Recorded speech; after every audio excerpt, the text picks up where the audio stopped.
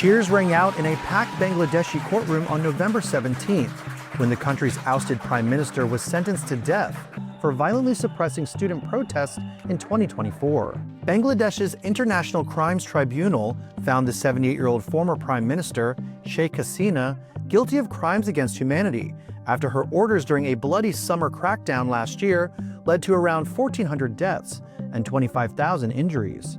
Hasina, who fled to India in exile during the 2024 government uprising, had pleaded not guilty to the charges, classifying the court as a rigged tribunal and that the decision was biased and politically motivated.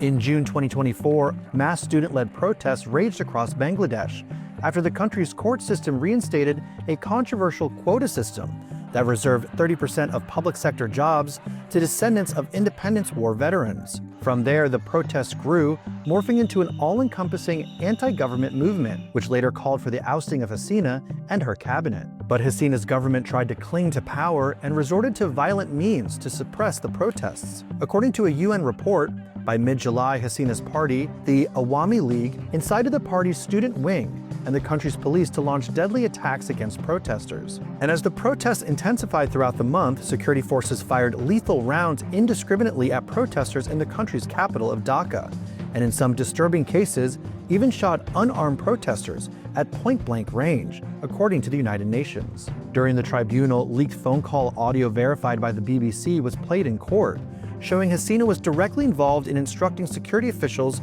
to use lethal weapons against protesters.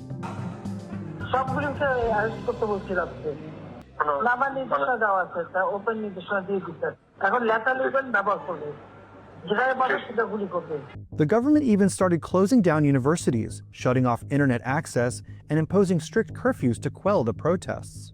One early attack in Beckham Rokeya University in Rangpur on July 16th caused a stir among demonstrators when videos started circulating of a 23-year-old being shot and killed by police. The disturbing video shows protester Abu Sayed alone in the street and raising his hands to the sky as two police officers shot him multiple times with shotguns loaded with lethal metal pellets. Sayed was taken to a hospital and later died. The UN has classified his death as a deliberate extrajudicial killing by the police. Hundreds more extrajudicial killings of student protesters occurred around the country. According to the UN, around 12 to 13% of those killed were under the age of 18. In August, protesters started to become more organized with the goal of ousting Hasina and her cabinet from government. Students started a non-cooperation movement, urging citizens to not pay taxes, bills, or go to work until their demands were met. Deadly clashes between police and protesters continued.